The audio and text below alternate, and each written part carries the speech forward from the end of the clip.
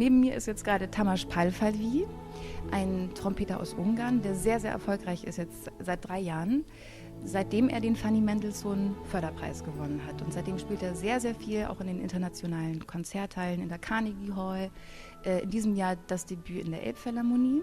Und er kommt aber bald zu euch ins Wohnzimmer, denn er versteigert sich selbst. Also er spielt in einem Konzert zu Hause, kommt dann zu euch nach Hause und spielt, wo auch immer ihr das möchtet, in der Küche oder im Wohnzimmer.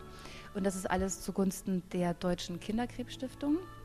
Eine Stiftung, die krebskranke Kinder unterstützt. Nicht nur die Kinder selbst, sondern eben auch die Geschwister, die oft sehr viel zu kurz kommen in dieser Zeit. Und auch die Familien, dass sie einfach wieder zu neuer Kraft finden können. Tamás, so you will play a concert and you already did it last year once. Exactly.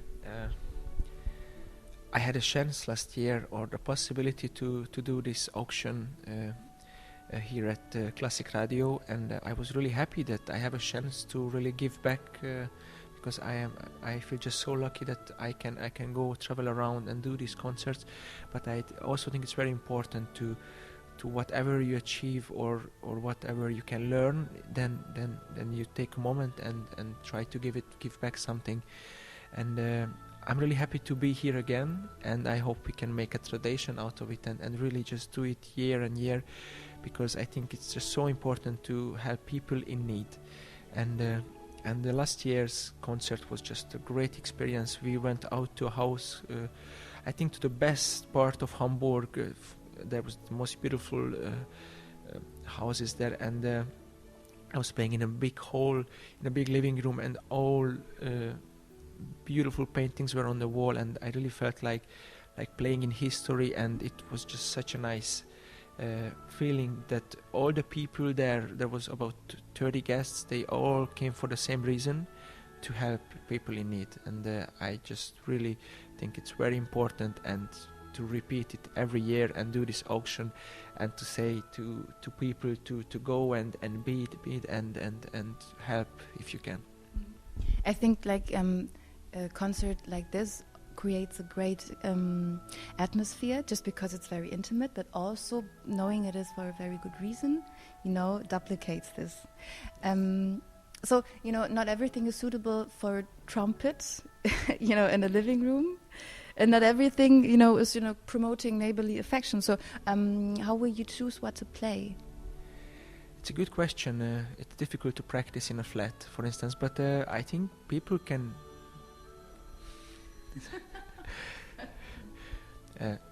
so many things can disturb, for instance, a trumpet. Maybe a trumpet can do it even more. But I think it's, as you said, it's very intimate. You can actually see each face in the audience.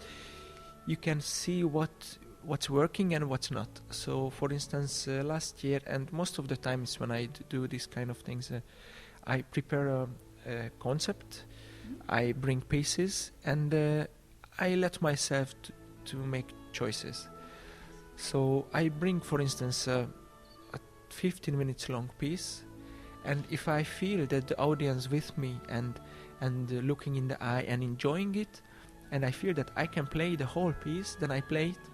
But if I feel maybe 5 minutes is enough from this, and we move to the next section, maybe play a little bit more jazzy or more classic or more contemporary, it's also a possibility. So I think for such a thing, it's really important to stay open and to improvise if possible. And it happened last year. So also the acoustics are different. Trumpet projects the sound really straight away. So if you have a hole which looks like a tunnel, then the trumpet is great. But no, it's a bad example. But trumpet is great everywhere. but you can adjust to the acoustics. If it's too echoey or too loud, then you can put in a mute, and you can play in a different style. I also think it's nice to bring partners, chamber music partners. So maybe this year I will try to play with a pianist, or maybe with a cellist or a string player.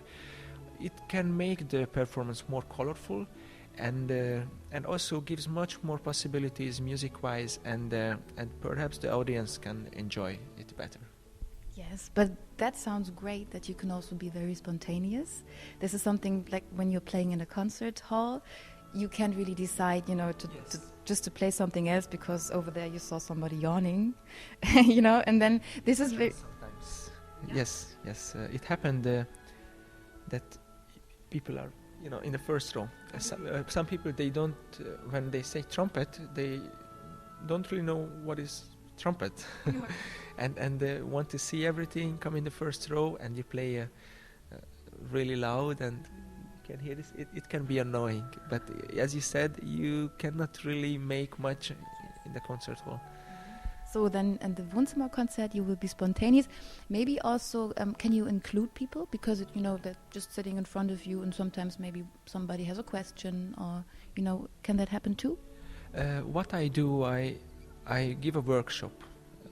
That's how I would say. So people knows what is trumpet. It's an instrument, and instrument of angels. You see all those paintings, but it is so much more than this. We have so many different instruments, different mutes, different mouthpieces, and I can go on, and a lot of different tools for the trumpet.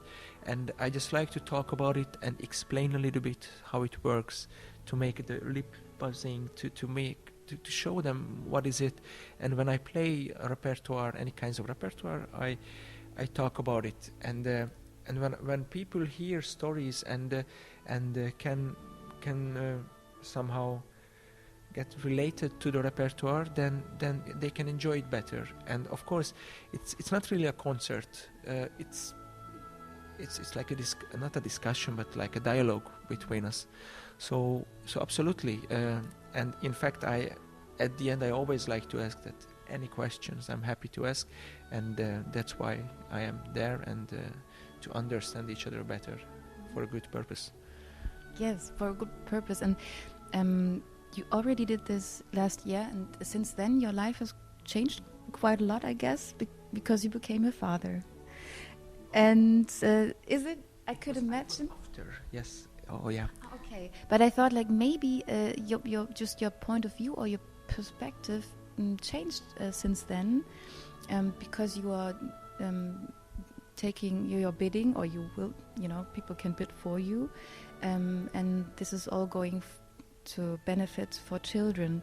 So did your perspective on this whole Deutsche Kinderkrebsstiftung maybe also change or shift a little now that you are a father yourself? Of course. So since I'm a father, I was always emotional, but now I'm going crazy. So I have a beautiful 1-year-old son, and we are just expecting a baby girl soon. So thank you. And absolutely, it's indescribable what it feels. And we were in, like every parent and every family, we had some things when we had to go in the hospital with my son, and this is just the most horrible thing what could happen. Yeah, I don't want to cry in front of the camera, but this is just really, really important that we help. We were lucky and nothing happened, but just to being in a child hospital and to see what's going on there, it's horrible. So I would like to invite you to go and bid for this, not only for this Wohnkonzert, but for all the things what is being on the auction. I think this is the most wonderful and the most important thing what we can do to help each other. And I can tell that I will be there in your Wohnzimmer, and I will be really happy, and we will have a really good time. But first we have to bid and help as much as we can. Thank you very much, Tamás. Ihr könnt ab der übernächsten Woche für Tamás mitbieten. In dieser Woche könnt ihr aber auch schon mitbieten für ein Wohnzimmerkonzert mit Christoph Hilft. Das ist ein sehr, sehr talentierter Cellist. Hat auch gerade den Fanny Mendelssohn Förderpreis bekommen. Und ihr könnt aber auch jederzeit spenden. Und da ist es ganz toll, also man muss auch noch nicht mal eine große Summe spenden. Wenn jeder Einzelne einen einzigen Euro spendet, dann ist schon mal sichergestellt, dass die Deutsche Kinderkrebsstiftung eine sehr, sehr lange Zeit mit ihrer Arbeit weitermachen kann. Wie ihr spendet, das seht ihr dann alles auch auf unserer Homepage auf klassikradio.de.